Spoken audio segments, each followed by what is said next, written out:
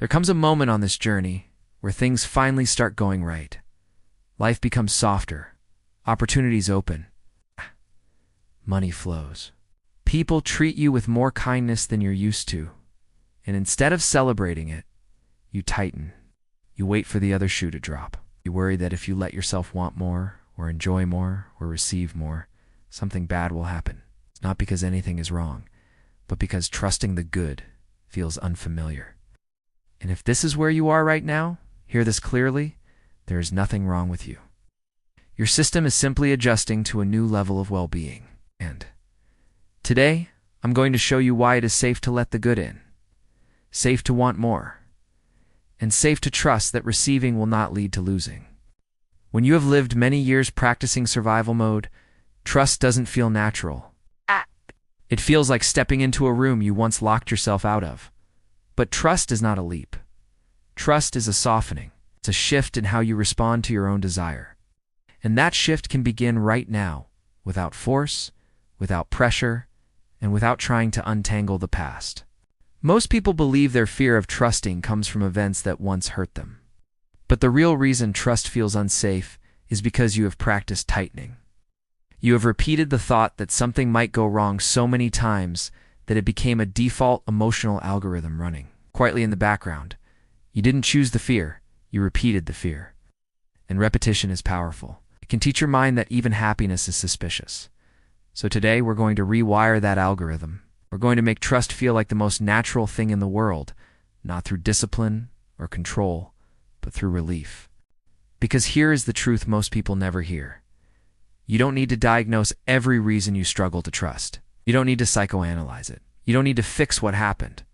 You don't even need to figure out why you sometimes tense up when things get good. To trust again, you only need one thing. You need moments that feel good enough for long enough that receiving becomes normal again. This isn't mental work. It's vibrational comfort. And you already know how to do it. Think of your emotional state like the feed on your phone. When you linger on drama, the algorithm learns your interest. When you stay on peaceful things, the feed reorganizes itself. Nothing personal, nothing moral, no judgment, only matching. So when you practice worry, the emotional algorithm serves you more worry. When you practice appreciation, it adjusts. When you practice relief, it responds. And when you practice trust just a little bit at a time, your whole reality recurates itself around that frequency. Trust doesn't require confidence. It requires familiarity. Safety grows from repetition. If you can breathe a little softer, unclench a little deeper, choose one thought that feels slightly better than the one before it, then the algorithm starts to shift. Not instantly, not dramatically, but steadily, consistently. And when trust becomes your practiced vibration, receiving becomes your new normal. Now, let's talk about the fear behind all of this. Many people are not afraid of failing. They're afraid of wanting. Because wanting feels like exposure. Wanting means opening your heart. Wanting means letting something matter. If you have ever wanted something that didn't come, or wanted someone who didn't choose you, or wanted a dream that felt too big, you may have taught yourself to want less as a form of emotional self-protection. But here is something no one tells you. You can't stop wanting. You can only stop letting your desires feel good. You are a leading-edge being, and your environment constantly inspires new desires. Wanting is not the problem. Tightening is. And tightening happens when you think you have to create your desires through effort, force, or flawless emotional performance. You don't. Your desire is already complete. Your job is simply to line up with the version of you who can allow it. But most people don't trust their desires because they fear the emotional contrast between wanting more and believing less. They're afraid to feel the gap, afraid that if they want too much, the difference between where they are and where they want to be will hurt even more. But the truth is the opposite. The pain is not in wanting more. The pain is in holding beliefs that contradict what you want. When you soothe those beliefs, wanting becomes delicious again. Now let's address the deeper layer of this question. Many of you who are tuned in, aligned, and evolving quickly feel a fear of going too far into well-being. You've seen what happens when people notice your glow.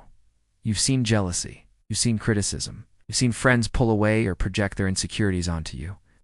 And so part of you worries that expanding into more joy or abundance or clarity will make you stand out too much, too bright, too lucky, too different. You are not afraid of well-being. You're afraid of being misunderstood in your well-being. But hear this with your whole heart. Your alignment will never isolate you.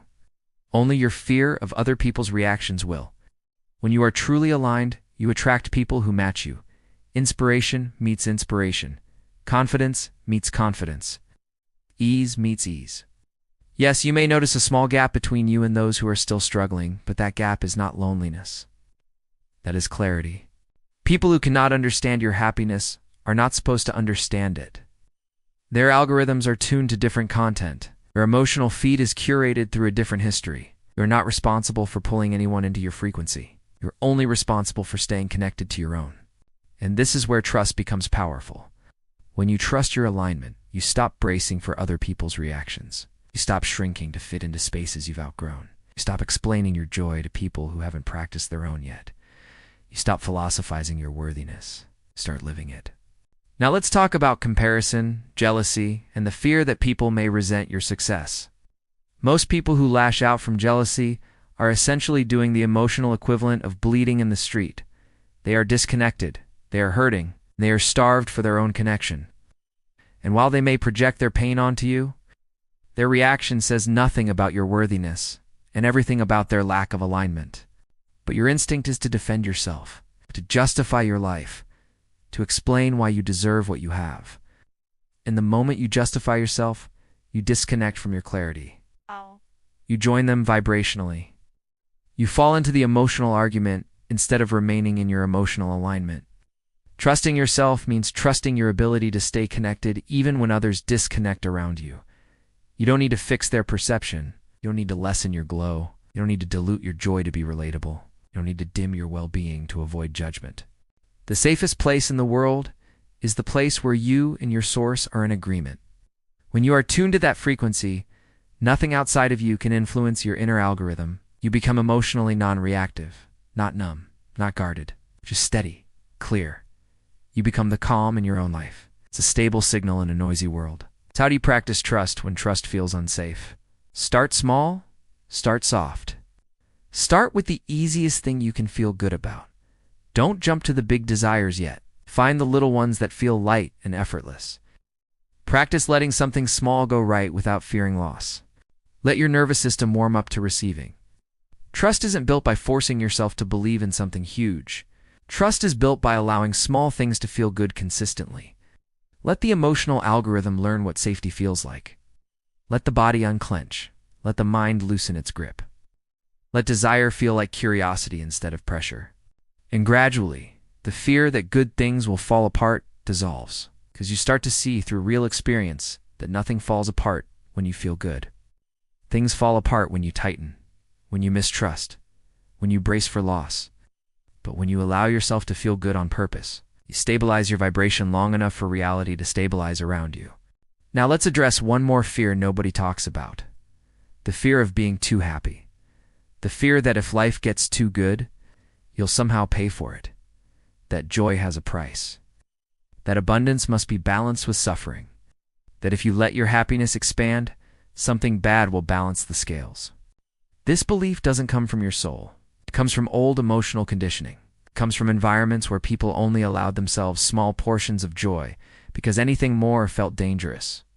But you are not living that reality anymore.